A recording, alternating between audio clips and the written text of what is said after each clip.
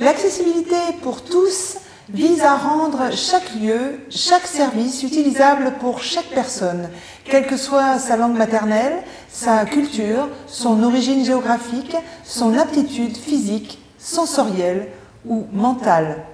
C'est le sujet d'une importante réunion qui s'est tenue à La Malaine.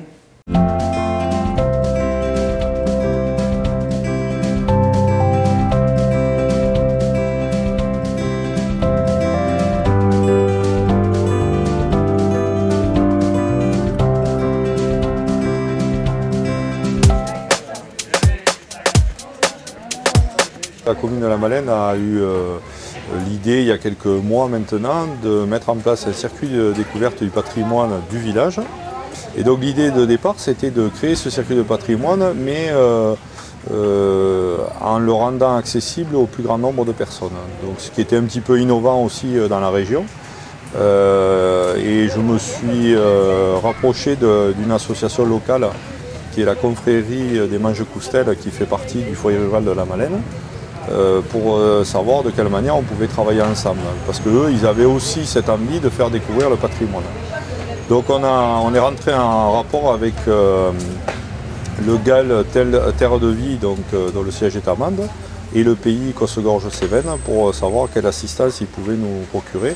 La première étape, ça a été de définir ce qu'on voulait faire passer comme un message dans notre circuit et jusqu'où on allait en matière d'accessibilité de ce circuit et ce qui était possible, parce qu'on est quand même à La Malaine, on est dans un site qui est superbe mais qui est aussi pentu, difficile d'accès, donc qui ne peut pas permettre de rendre tout accessible à 100% bien sûr. Quand on parle de handicapés, on pense souvent aux handicapés moteurs, mais il y a les malvoyants, les non-voyants, les gens qui ont des troubles auditifs aussi.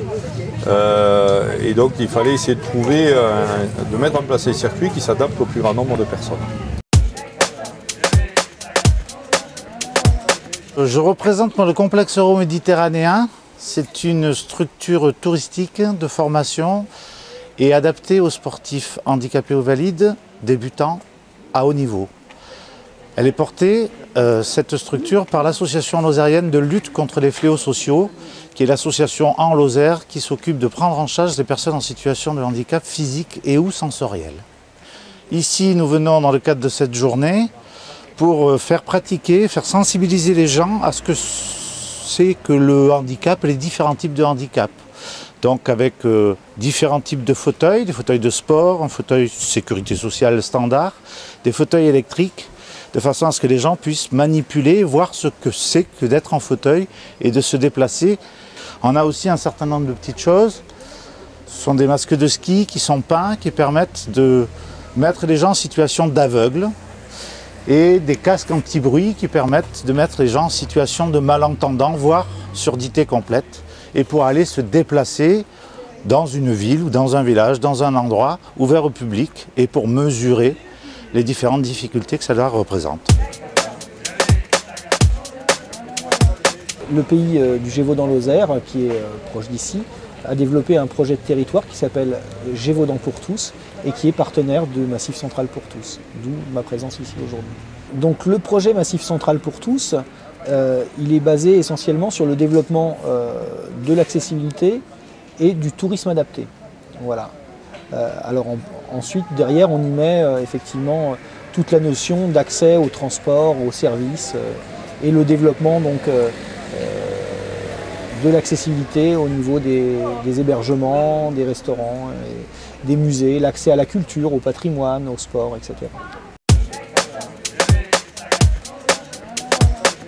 On voit bien qu'il y a un énorme manque sur ce secteur qui est le handicap et l'accessibilité. Alors on parle beaucoup de l'accessibilité dans les établissements publics, mais c'est vrai qu'il y a tout le quotidien et ça reste quelque chose qu'on a du mal à intégrer parce qu'on n'y pense pas, tout simplement. Je crois que ça vient pas d'une mauvaise volonté, c'est simplement qu'on ne réalise pas à quel point c'est compliqué pour les personnes, quels que soient les handicaps visuels ou moteurs ou auditifs, de pouvoir bénéficier de notre territoire et de tout cet environnement extraordinaire. L'association des paralysés de France est aujourd'hui à la Malène pour cette journée de découverte du patrimoine est rendue accessible, tout au moins en partie, et peut-être pas encore tout à fait à 100% au point, mais c'est déjà une belle chose que la municipalité ait pensé aux personnes en situation de handicap et à toutes les personnes à mobilité réduite. Le fait de pouvoir partir en vacances, de pouvoir visiter d'accéder à des endroits touristiques, bon, bah, ça fait partie aussi de la vie. La confrérie des Manges-Coustel a été créée en 2008. Elle a pour principe de défendre le petit patrimoine.